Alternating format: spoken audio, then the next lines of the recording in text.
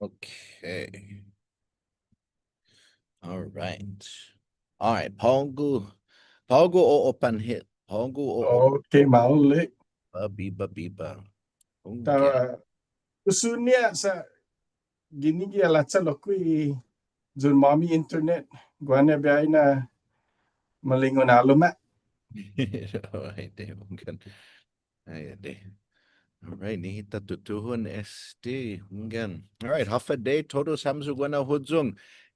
Nuevo na episode Fanachu. Guawi host mizu si Michael Luhan Bavakwa low.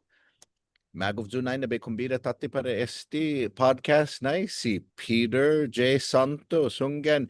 Esta makumbida gui mega na biyahe para low. Todo champu guaha interesante na hinasot niya. He's always got interesting thoughts about a variety of different issues. Abogalgui, he's an attorney. Betriano, he's a veteran. He's also, Frihon Lokwe. He's also a jokester. He's an advocate for the Chamorro language. Todo champu fumino tsumomoru mamangigwe gifinot Chamorro Lokwe. And so malalago para oficina giestina botasyon Lokwe. He's also running for public office this time around. But he wants to talk to us today about an issue which goes right to the future of the Chamorro people. And that is an issue of repatriation and sort of where are the Chamorro people at? The home islands of the Chamorros here in the Marianas. When we look at the census, when we look even at our social media, when we look at your family WhatsApp chat, my partner Desiree, her family, they have a WhatsApp chat, and looking at all of all of her dad's siblings, the majority of them live in the States now. When we look at, high school reunions, a lot of them discuss, do we want to do it in Guam? Do we want to do it in the States? Because so many live in the States now for a variety of reasons. And so this issue of what now? Paramano hit nine? What do we do next when so many of the Chamorro people live outside of the Marianas? How do we find ways to bring more people home?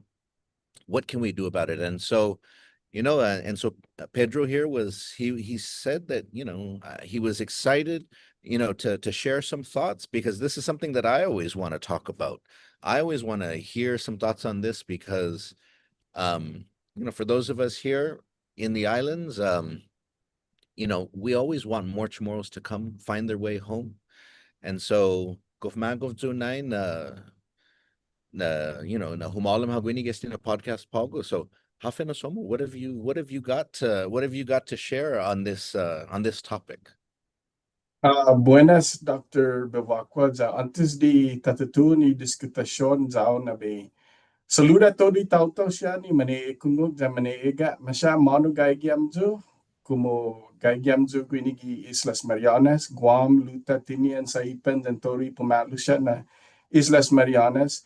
But masya mano guatu gi intirimundo. Pwede no man maulik hamzu gi linala mizu zan gi hinanaw mizu za na inadingan pago polo de be like pago para English for the benefit of the majority of viewers. I know that the Chamorro language is not as robust as it used to be, and majority of Chamorros are speaking English and learning Chamorro.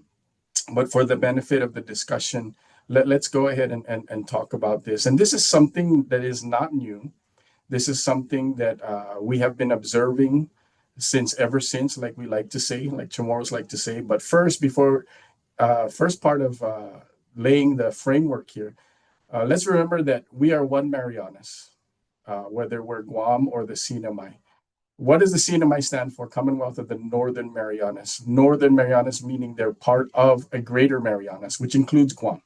So when we say Marianas, a lot of people in my generation and even younger, when they hear Marianas, they think of CNMI only, just because Guam has been a standalone political entity for a long time. But truth be told, since time immemorial, the Marianas Island chain was only one island. We were separated politically by external forces. and that's where we are today. But in the way we think and frame the Chamorro people, the Marianas Islands is Tano Iman Chamorro, right? And so let's start, with more recent history. Let's talk about like from the 70s, 80s, and 90s. Prior to that, in the 60s, restrictions prevented people from leaving the island. There was a security clearance that needed to be obtained before you could come to Guam or before you could leave. And that kept most of the people, I say most, it kept most of the people put. But as soon as those restrictions were open, then opportunities for those with means to go and have education, go for medical reasons, or even just go to pursue life elsewhere. It increased the amount of people that were able to do that. Now, even before under Spanish times, we had, lots of history of people leaving with the whalers, settling in the east coast of the United States, settling in Hawaii, settling in other parts of Micronesia. So the diaspora, right, the Chamorro diaspora is not something that's a new phenomenon, but it's something that recently was highly accelerated. And another reason too is like in the 80s with the BRAC, the base realignment and closure, we had a lot of people that were given a choice to stay on Guam and find new employment or continue with their careers that they had and move to other places like Hill Air Force Base in Utah or like some of the Air Force bases in California. And I remember growing up in the 70s and 80s, I knew of relatives living stateside, but you know, it those were far and few in between. And like you said earlier, more and more majority of our friends and family are living off island. And I'm seeing somewhat of a reversal, and that's what started this thought of why or of having this conversation. But let me give a couple of anecdotes though. Like I've been up to the CNMI many times, dozens of times, and I love it up there. I talk to people up there. But the first time I ever met someone who was Rafaelawash or Carolinian was in Washington State, right? Back in the early 90s, actually the late 80s. And I never knew that there was such a group up in the CNMI until I met them in Washington, and they were speaking Chamorro, but then they started speaking this other language. And then that's how I learned what the Carolinian and the Rafaelawash people were from the CNMI. I've since met many, many more folks up in the CNMI that fall under that category. And but I wanted to talk about that to segue into the latest census from 2020. So I sent you, Doc, the stats, and it's kind of eye-opening. So let's talk about the CNMI first of all.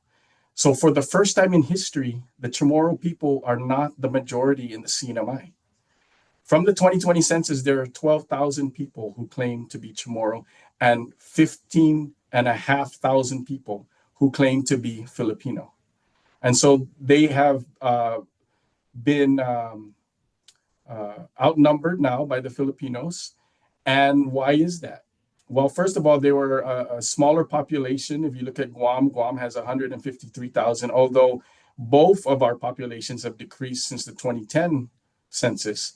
In 2010, I think we had something like 173 in Guam, 1,000. But anyways, if you notice, a lot of the Chamorros from the CNMI are now living on Guam. And that's not necessarily a new phenomenon. I remember the Aldan family, the Palacios family from the 80s, when they first started coming to Guam. So nowadays, though, you drive on Guam and every fourth car you see has a CNMI sticker on it, right? And then we're seeing a lot of blended families where, one parent is from the CNMI and one parent is from Guam. And that could be Chamorro Filipino or Chamorro, whatever the case may be. But so the reason why I think that Guam still has a majority of Chamorro over any other is because a lot of the Chamorros from the CNMI have moved to Guam. And that's, that's neither here nor there. That's just something that we observe, right?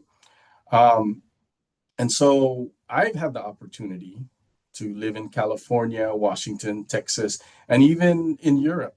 And everywhere I go, like a typical Chamorro, we seek out other Chamorros, right?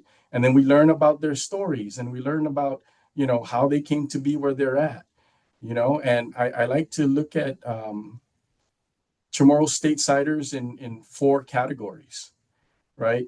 Those who moved out there way back and they're elderly, those who moved out there more recently in their adult life, those who moved out as young children and have lived their memorable lives, their life that they can recall in the States. And then there are those Chamorros out there who have never been to the Marianas and was born and lived out there. A couple of my children were born out in Washington, but fortunately, we were able to bring them back home.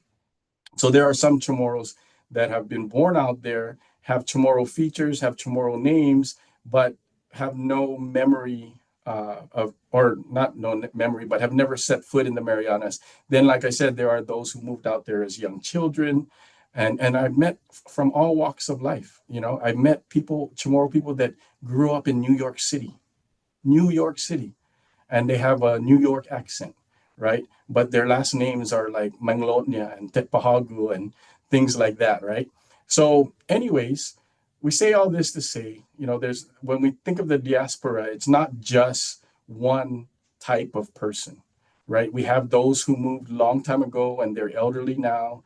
There are those who moved more recently in their adult life and seeking other kinds of opportunities, military, mostly. There are other types of opportunities that are calling out there. And is that a bad thing, right? No, it's not a bad thing. I'm one of those people who left because I needed or I wanted to be a better public servant to the island. And so I left in order to pursue greater education, experience, and training. And then the intention was always to come back. So this idea of repatriation, let's now segue into that and talk about what is repatriation, right? Repatriation is really just when a person that is from a certain place, ethnically or racially or nationally, goes back to their home origin, right? And so it wouldn't surprise, or it would surprise some people that there's an American repatriation program, believe it or not. And there are Americans in places like Peru and Venezuela or Africa or other places like that, that if they, want to, the government will help them relocate back to the United States. And I'm not talking about that kind of repatriation for Chamorros because we don't have a program to assist people in relocating to Guam. So then what am I talking about repatriation? I'm talking about voluntary repatriation, right? About people who either miss home or want to know about what home is. And this is something that I didn't, come up with, but it's something that I have promoted and advocated for. My influence was Dr. Underwood, Dr. Robert Underwood, when he was the University of Guam president, and even when he was a congressman. I was out living in the States, and I'm a product of UOG, so we kept in contact, and he would say, "Hey, where are you at now?" And I'm going to be in that area. So, I want you to gather up all the University of Guam alumni, or I want you to gather up anyone, whether you're Chamorro or Filipino or, you didn't have to be Chamorro, just anyone who grew up on Guam or had roots or ties to Guam, right? Gather them up and let's have a meeting. Let's have dinner, right? And, invariably it was one message. What are you doing?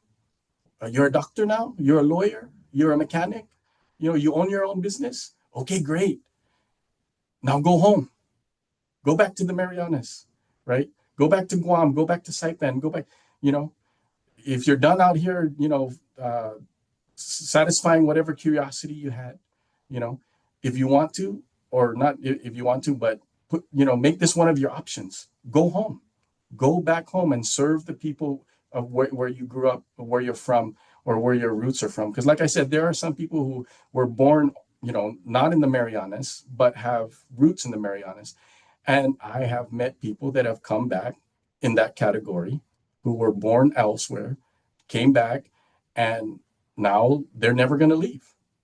And I've met people that I've known in the military that have come back, and I see them at the flea market. Pues ufaisin, afa bidada mo gini. Komen disisitaw. Yi gatsung estados años, disti inbidam tati. So, they've been here. They decided that wherever it was that they were at wasn't their place. And that's the case for me. That's the reason why I came home, because I never felt like I belonged anywhere else but home, but Guam. Even when I go to the CNMI, Rhoda, Tinian, or Saipan, I I fancy the idea, or I toy with the idea. Maybe I should come here and stay here for a few years, and if I could find a job that I could survive with. But then at the end of the day, it's not my place. It's not where I belong. Even here on Guam, I'm living in Jigu now, and sometimes I really feel like I need to be back down in Santa Rita and Agate, because that's where that's where I feel a sense of belonging. But my wife is from Jigo. Our kids are growing up in Jigo, so we're going to make Jigo our home for the foreseeable future. But it's always in the back of our mind to go back down south, but it's that strong sense of belonging, that strong sense of this is home. And, all we can do to entice people to come back home is just to have this discussion like we're having now, and to talk about the realities, right? We have the buildup going on. We have opportunities here. You listen to the news, but it's not really reality. I go out with my family. There's so many help wanted signs. There's so many business opportunities. When we go to the restaurants, there's lines for to get into the restaurant. So it's not like Guam is a third world country, because a lot of people complain and for lack of a better word, bitch about life on Guam. But Guam is amazing. The CNMI is amazing. No matter what our challenges are, it's still an amazing place to live. There are opportunities. You just have to go for it. I mean, when I hear people complaining about there's nothing to do here, there's no opportunities, and I'm like, well, we were born here, you know, and there are other people who are not from here who have fought to get here, who have abandoned their home and their family and their friends to come here, and then they get here with not more than the clothes on their body, and then they start a business, and then it thrives. And it's so when I hear our people talking about it's too difficult, it's unfair, or that I don't buy it, because we had a leg up. We had an advantage because we were born here, right? And we're here, and we just need to go out and do it. Like Michael Jordan says, just do it. So that is I No, want to or portray Guam and the CNMI since in, this in, a, in a more positive light. It's not all doom and gloom like you would see on the social media yeah. or the headlines. Again, let's continue that thought in 1 second, because we've got a lot of people that are tuning in, and so I want to just encourage people, because some people are chiming in where they're staying at, and so we've got a lot of people tuning in from the States, and so from Utah, from Texas, from all over, and so por favor, people sharing they grew up in the 70s in Guam, 80s. Share, comment and talk about, how long have you been out in the States? Share those stories. We want to hear those stories. Sinanganya si Pedro and I think the more that we can, because I think there was definitely a generational thing where people felt like you've left the island, you can't go back. But now we need to, like you said, talk about it, talk about what's happening back Yeah. home. And And for so a lot of people feel people, more they, comfortable going back and forth, go yeah. back for a few years, come back to the Hmm. States, go back and forth. The more we can talk about it and talk about what's going on, and so but if you're watching, tell us where you're at. Manu nice Moscow Pongo, Tautau Manu how Yeah. put it in the comments. Where are you? Where's your family from? Where are you watching from? Go ahead, Konsiki Petro. Yeah, you know, a lot of people had to leave in order to find out that Guam was the best place, or Saipan was the best place, or Tinian was the best place. You know, I went to Tinian a couple years ago for vacation, and unfortunately, I found out that the population of Tinian had declined by almost half. And in the 4 days that we stayed there, I'd say about 75% of people that we interacted with, that we saw at the beach, at the restaurants, were not Chamorro. They were either military or Filipino or Chinese. And so, you know, it was very telling because we went there. I believe that the closest comparison to Guam Chamorros are the Tinian Chamorros, right?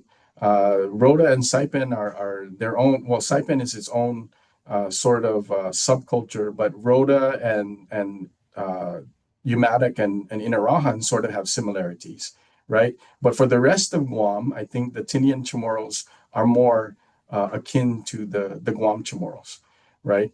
But like I said, I've been meeting people that you know, about just within the last couple of months, three different people says, "Hey, you know, I remember watching your YouTube videos saying go back to Guam, calling people to go back to Guam, go back to the Marianas, you know." And they said that got me to think, and I developed. One guy said he developed a 10-year plan, right? That he was going to, you know, prepare and get everything ready and look for jobs and get all his affairs. You know, his kids were going to be adults by that time, and it's up to them if they wanted to go back with him to Guam. He was divorced.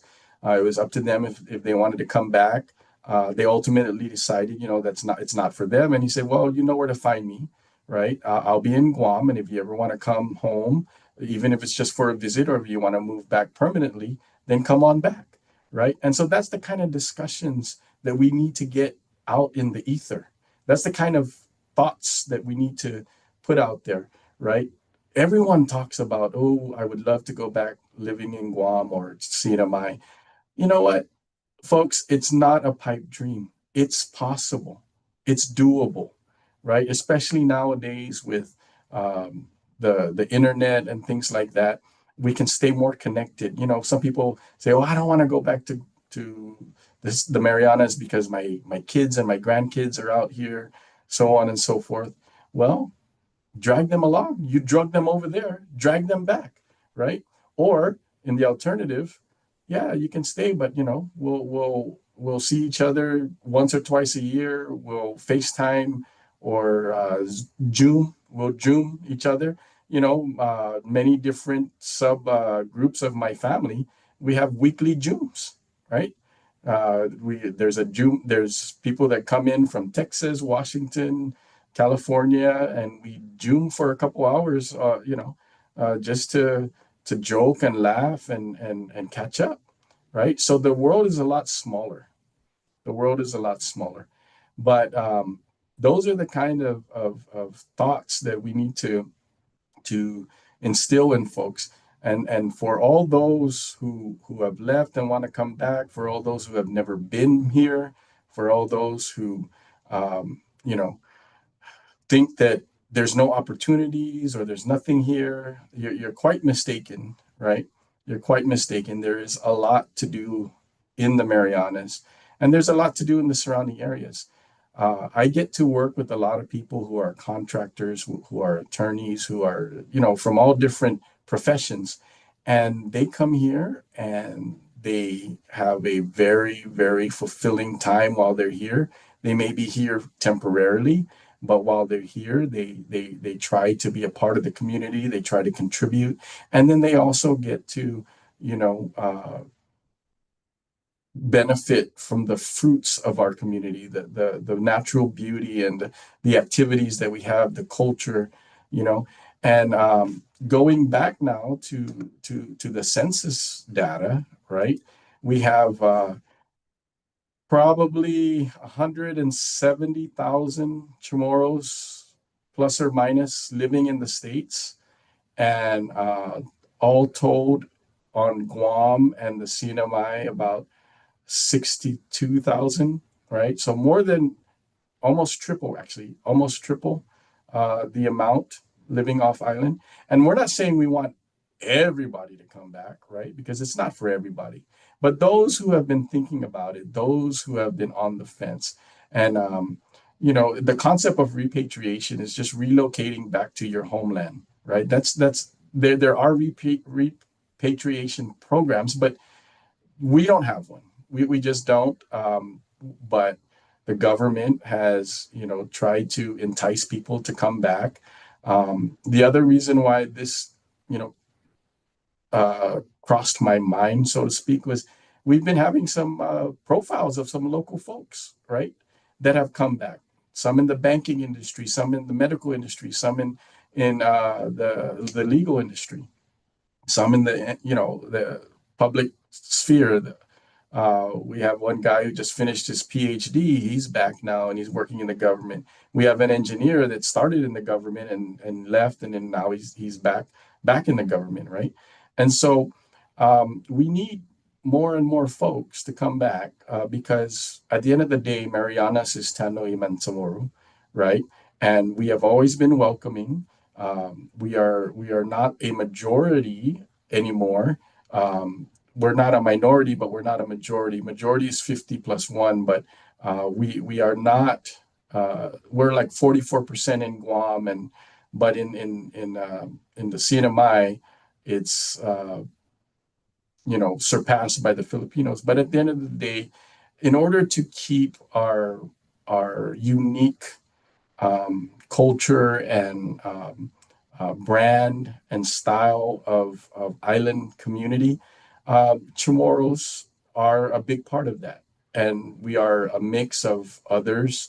You know, I remember growing up as a little kid, we had lots of people, friends and acquaintances that were from Palau, because back then it was the Palau people that were allowed to come and live on Guam. And then later on with Kofa, you know, the rest of the Micronesian islands, the Yapis, the Pohnpeians, the Chukis, right? They were, of course, they were called something different back then, right? It was called Truk or Truck, and then instead of Chuk, and then Pohnpei is called Panapei. But be that as it may, right? And Kosrayan, be that as it may, you know, we have always welcome everybody, and everybody adds a little bit of flavor. But the main ingredient has always been the Chamorro people, and that's why, you know, this is something that we need to discuss and talk about, and we need to make to continue to make Guam the home of the Chamorros, right? But we're not excluding anyone else. That's not the message. Please don't think that, you know, we only want Chamorros, or Chamorros is the main ingredient, but we understand that the recipe involves everybody else, from, you know, our Asian uh, friends and family. You know, there's a long history of Japanese in the Marianas, you know, and then now there's Chinese and Korean, and you know, there's also a lot of influx of now Caucasian folks because of the military and the buildup and all that. And so we're seeing the complexion and the mix of our community change, but they're positive changes. But at the end of the day, the main ingredient is always, this is the home of the Chamorro, the Mariana Islands, and we don't want to see where like Puerto Rico, right? The Taino people were the native inhabitants, and uh, I don't know how many people in Puerto Rico have Taino roots anymore. I think they were very small minority, or they are a very small minority of the people over there. majority of the people in Puerto Rico are non-indigenous. Correct me if I'm wrong, Doc. It's no, it's definitely something contentious. It's over there in Puerto Rico. It's part of a a contentious conversation around that. You've brought up a lot of points, and people are definitely responding to this conversation. We've got people sharing stories about, who they are out in the States, but also some stories of people who have moved back, including those from the diaspora who have grown up in the diaspora, who have felt the calling to come home. And that's, I think, one of the things that we've really seen um, in terms of like the rise of Chamorro pride, a sense of nationalism, is that it helps this cause for repatriation. Because in the past, we're familiar with how there have been efforts, formal efforts by the government to bring, to reverse the brain drain, to hire back formally, to bring back people. Nowadays there's no concerted efforts like that as there were in the past. I feel like they should do that though, but that's a whole different conversation. But what we see happening instead is that because there is this increase in pride, this sense of nationalism, we have that organic. Chamorros feel the calling. They feel like I need to come home. There's the buildup happening. There's cultural resurgence happening. There's all these things happening. I want to see the land of my nana, my tata, because even in the comments, people are sharing like, my nana passed away. I want to know more about where she came from. She was my connection back home. And, that's something that in a world in which everything is bought and sold, in which beautiful lands are being bulldozed to make data centers, in which everything is being paved over AI generated bullshit left and right.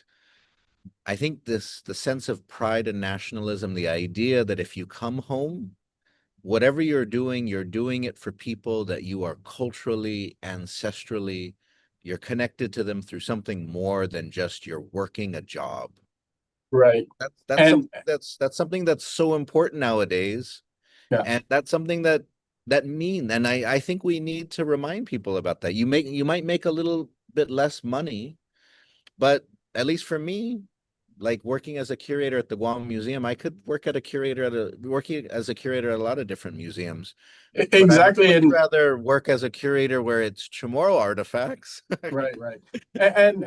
I've heard this same sentiment, and I felt the same sentiment from other Chamorros when I was living elsewhere. Is like, we're doing great work, we're doing, advanced stuff, but when we do our work, it's always in the back of our mind, like, wow, we should be doing this back home. We should be serving our people. I did a great job out here. I did these wonderful things for people, and I provided wonderful service for people, but I should be doing that back home. But the other thing that we talked about before, in anticipation of this show, is we wanted to talk about the Chamorro identity, how it has been forged, and versus the way when I grew up. You know, we weren't really, people were asking what is a chamorro, because we had hula dances, we had Hawaiian shirts where they removed Hawaii and put Guam. We had Filipino decorations in the house where they took out the word Philippines and they just put Guam, right? But nowadays we see more of a unique chamorro identity. People are now being more creative and more true historically to what it is to be a chamorro. And then also with that is the available content. You and I remember when back then it was just you know one or two lonely blogs that nobody visited, a couple of chat rooms, Anticharos, Chamorro.com. Remember, there was, for those who were seeking Chamorro content, it was very sparse. And I remember when I went to the States in the 1980s and met Chamorros out there, they had 5 trillion questions because they didn't have books, they didn't have online resources. They didn't have YouTube, MyTube, RTube, whatever tube. They didn't have any of those tubes, right? So nowadays, it's amazing to see lots of people out there creating content, tutorials, lessons. You're a pioneer in doing online lessons, and you still continue to do that, right? And I was a pioneer in being an online critic, right? But, anyways, at the end of the day, when I look around, just from 30 years ago, compared today to 30 years ago, on what's available out there, it's very, comforting in the sense that when I had my experiences out in the States, having grown up in Guam, and then seeing those people out there that were hungry for information, hungry for stories, hungry for just what it meant to be a Chamorro, right? I felt bad because they didn't have resources, right? They didn't have anywhere to look, right?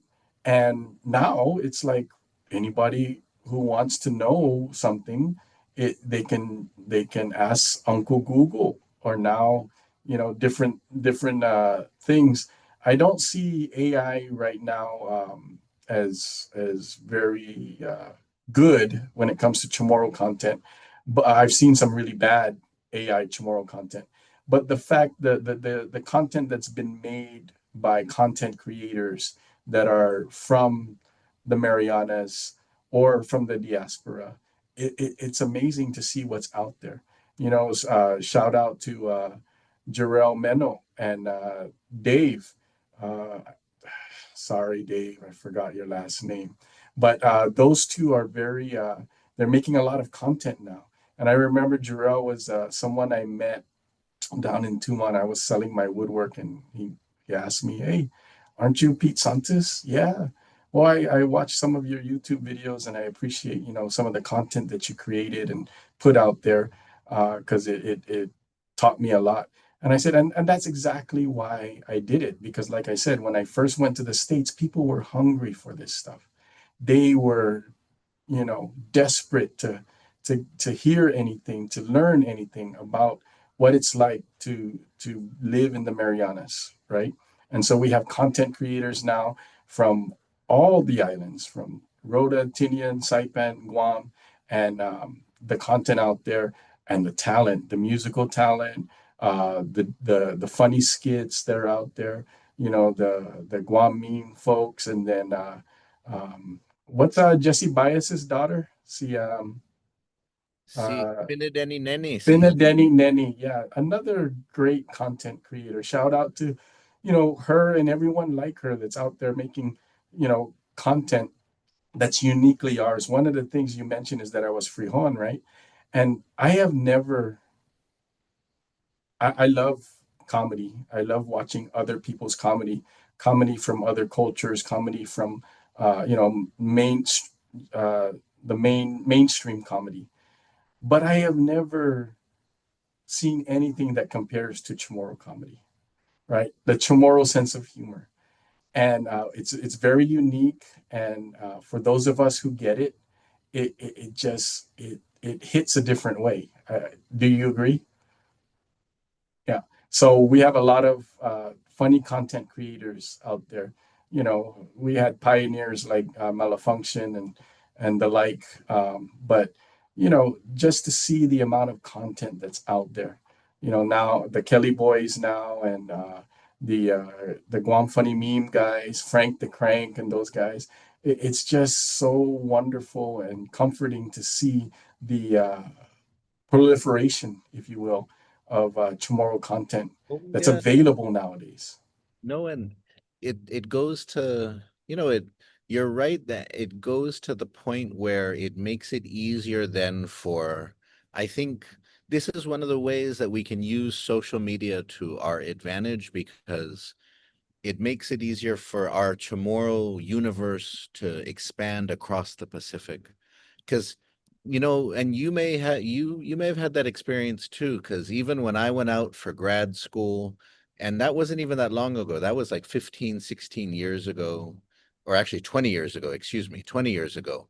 Chamorros who left back in the day talked about the idea of moving back to Guam like it could never happen because the islands are so corrupt, they're so backwards, there's nothing there.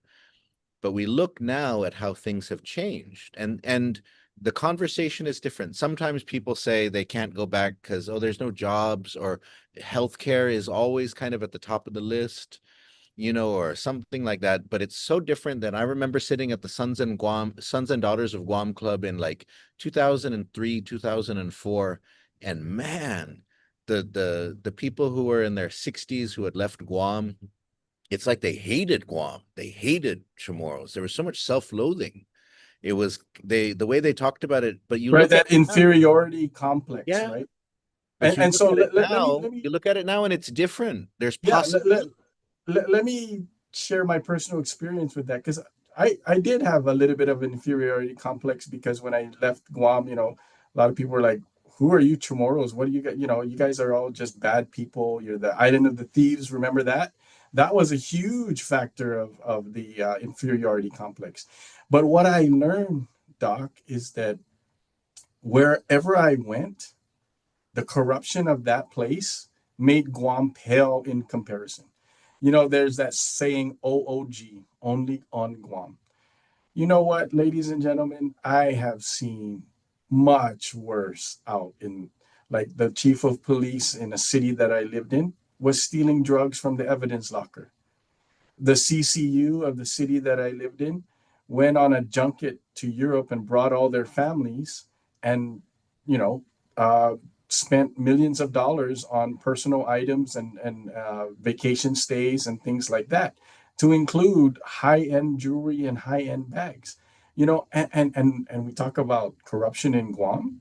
Yeah, there's corruption everywhere you go, but in Guam and the CNMI, what we have seen is child's play compared to the corruption that happens in America, in Congress, things like that. And so it's all about perspective, and you touched on something that I wasn't thinking about, but yeah, there was this great, huge inferiority complex that Chamorro people had. I remember being teased in California by Vietnamese and Filipinos and things like that, because I was Chamorro, because they looked down on us Chamorros. But that's just the way it is, right? The Howley people look down on them, and then so who do they look down on? They look down on us. But it's not that way anymore, I don't think, because the Chamorros have sort of established a better reputation. A more People are more knowledgeable of Chamorro people out there. And I will say, though, in the military, the Chamorro reputation was the best. When people knew you were Chamorro, they expected highly of you. They expected you to be the best of the best, the cream of the crop, because that's the way the Chamorros always represented ourselves in the military. We had to fight, we had to prove ourselves that we're not just worthy, but we're better than, right? And so every senior officer or senior NCO that I met in the military, when they found out that anyone was Chamorro or from Guam or the CNMI, they expected great things out of them. They expected us to be sharp. They expected us to be smart. They expected us to be, just fully capable.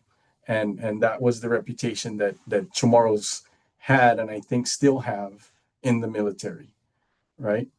But getting back to, the repatriation, I just wanted to have this conversation and keep it alive. There are opportunities here, but more than opportunities, I think what should entice people to come back is because we've been talking about, online content or whatever you want to say, but nothing beats the real thing. Just like when you have a training, right? You can log on online and go to the training, but it's better to go and fly there and be there in and amongst the people at that training conference. There is more. Yes, it costs more. Yes, it's more effort, but the return on investment is more. So even if you're not gonna move back to Guam, if you're not ready to move back to Guam or the CNMI, at least come out and stay a while, right? And absorb the thing. And maybe that'll help you decide.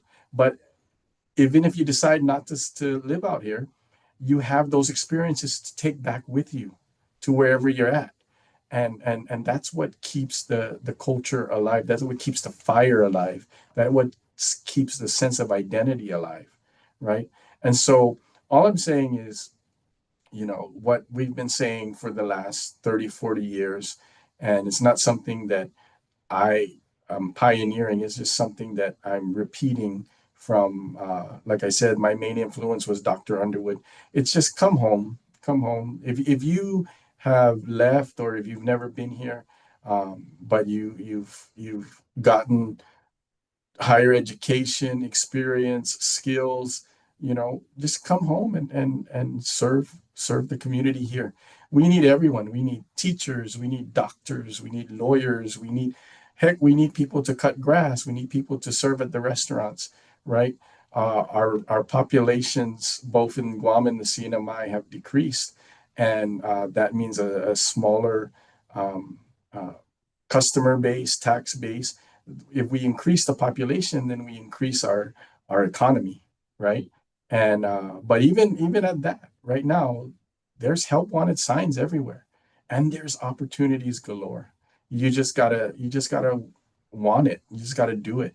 And think of it this way: you can hustle out there and you can do great things out there, but wouldn't it be nice to do it over here, right? A Wouldn't it be good point. nice? Yeah. No, that's a good point. That's a good point. And I want to use, because we've got about 10 minutes left, but we had a lot of good comments. And so I want to share some of those comments that have come in. We've Mhm. got we've got Michelle Didasco Cruz. She says, Gaigigidza, Texas, born and raised on Guam in the 70s and 80s, now living in the States for 30 years. But she says she visits home twice a year and she wants to thank you for speaking on this topic. And then we've got Joaquin Palacios. He says he's a Chamorro out in Utah. His parents are from Saipan and Luta. He says that this is an interesting topic. Sheila Manglotnya, Guam-born, Navy brat, California raised, Army veteran, currently living in Texas. Ileknya Hafaday. We've got Nolan Munya. He says, I am one of those diasporic Chamorros who have repatriated to Guahan. He says, grew up in Texas, lived in New York. He said, I had never been here before. I moved and it has been challenging, but it has been a rewarding transition. And we've got a comment from the YouTube stream. It says, my connection comes through my paternal Nana and Tata, both Chamorro, born and raised, my Nana coming from Hagatnya.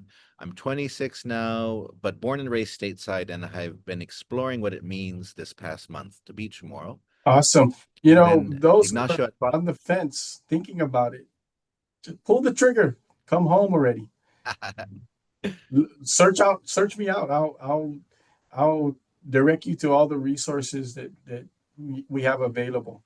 I have had people ask me everything from, hey, can you help me get a job and this and that? And I was like, well, what do you do?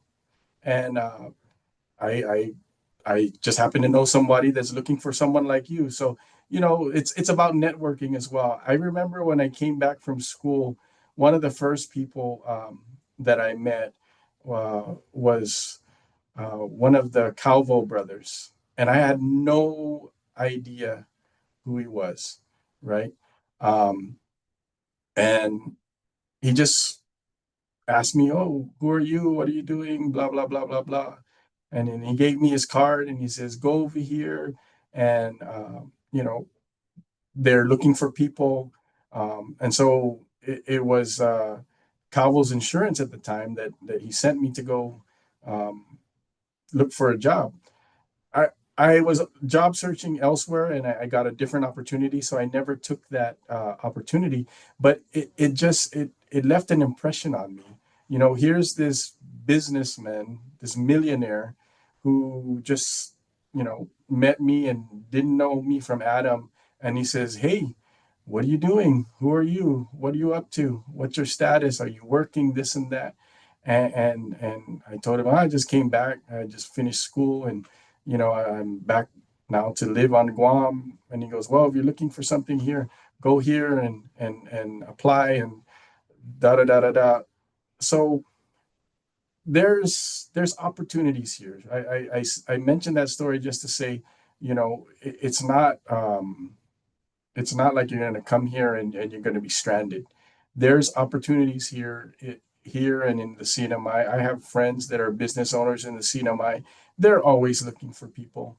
They're always looking for, and they're always looking to expand their business. And then, there are people out there that I know that have started their own businesses and are doing well. So whether you want to work for somebody or you want to come here and um, what do you call it?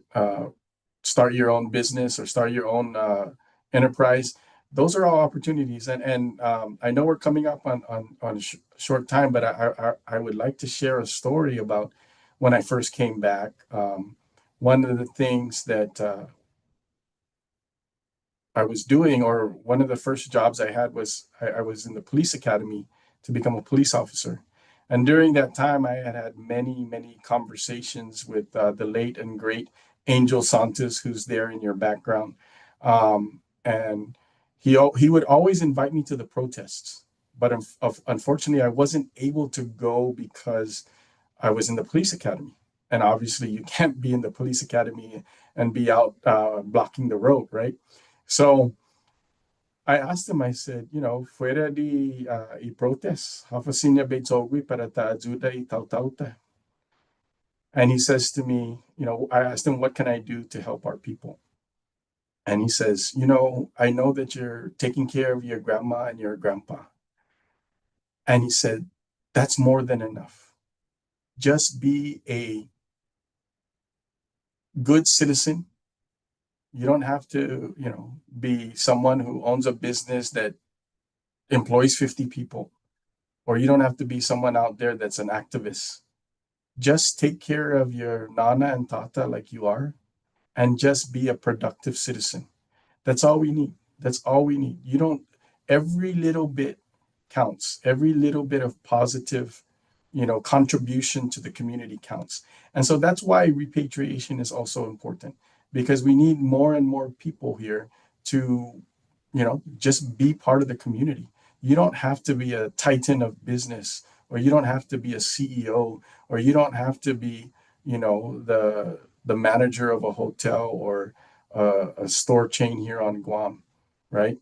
And then the last thing I would say is, how I knew when I left Guam to better myself with education and training experience. You know how I knew it was ready to come back to Guam?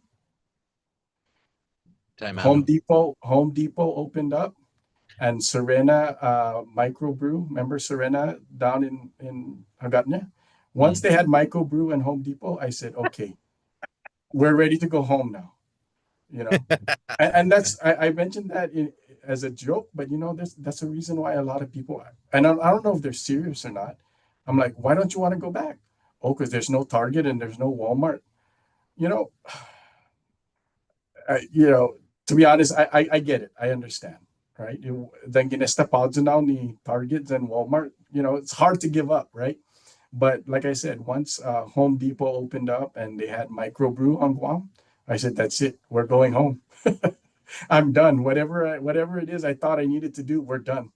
You know, I got what I need. Let's go home now.